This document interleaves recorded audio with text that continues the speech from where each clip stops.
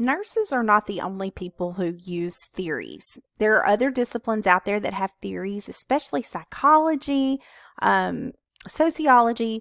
So, is it okay for us as nurses to use other disciplines' theories? Absolutely. That's why this presentation is on shared theories. These are theories that were not originally developed by nurses, but they have been used so widely by nurses that we kind of consider them our own. It's kind of borrowed, if you will. So these are some of the common shared theories that nursing researchers have used that originated outside of the discipline of nursing.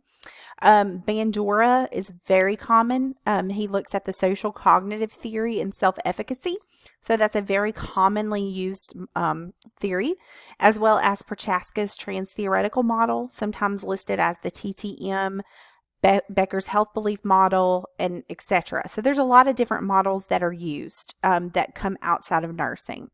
The key is, as nurses, we do view the patient and the environment. We look at things from a different lens as other disciplines. So even if we use shared theories, we have to make sure that they fit right, correctly within nursing in general. So we sometimes have to change the language up a little bit, and that's okay.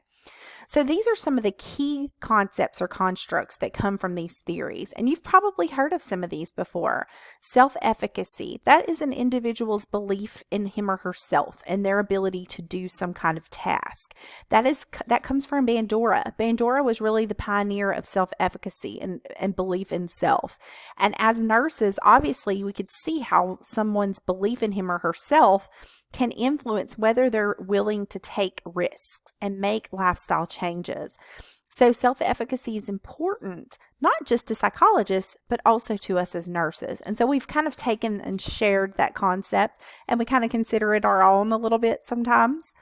Prochaska and colleagues actually came up with this idea of stages of change. If I go into a patient's room, and I tell her it's an older lady who has type 2 diabetes. She is not well controlled. Her hemoglobin A1C is quite high. And I go into her room and I tell her, you have to now follow an 1800 calorie ADA diet. Okay, here's some diet plans. This is your menu for the next 2 weeks. Go home, do it. How likely do you think the patient's actually going to do what I say? Odds are not in my favor. And so Prochaska and colleagues tried to explain why people don't change when we tell them. We have compelling reasons why you need to change. You're going to lose your foot. You're going to have major stroke, whatever it may be. We can give them every reason under the sun, but if they're not ready, then they're not going to change. And so that's a very psychology-focused theory that talks about the stages that people go through until they're finally ready to make a healthy lifestyle change. And then Ajzen talked about behavioral intentions, planned behavior, that before a person can make a behavior change, they have to have a plan, an action plan, and it needs to be something they feel like they can do.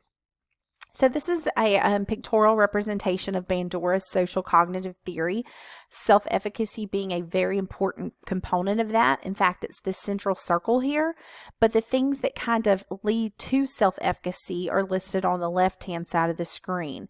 So coaching and evaluative feedback from individuals whom they perceive as trustworthy. If I work with you as a nurse, as a diabetes educator, and I talk to you about how to properly carb count and how to plan your 1800 ADA diets, that's helpful.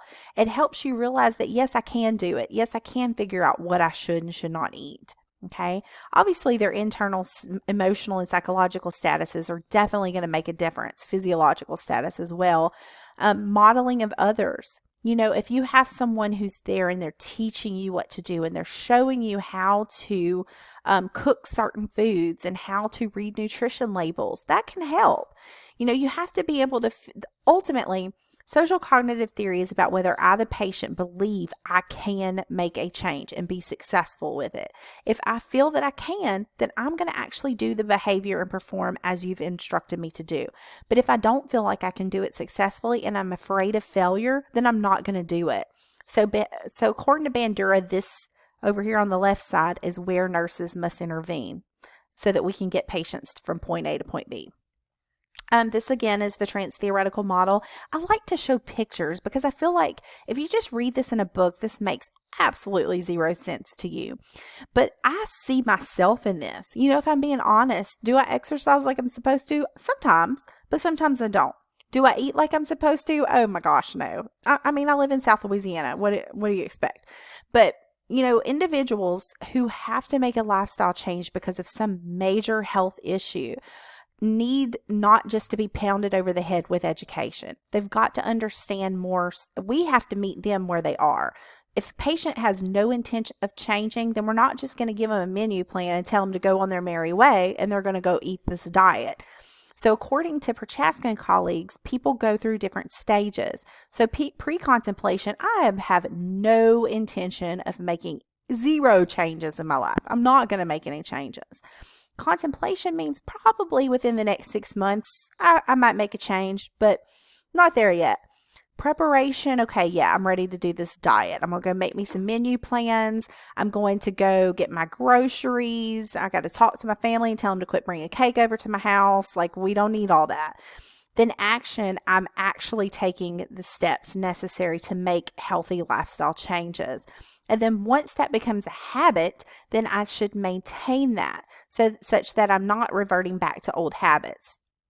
Okay, so that's just kind of how it works. And then on this lower part, these are the specific interventions that nurses and providers can use dependent on which stage the patient currently is in. So if a patient's in pre-contemplation, we're not going to reinforce their lifestyle behavior because they're not doing what we want them to do. We're going to reinforce later. At the beginning, we're going to raise their consciousness of how their current behaviors are not healthy.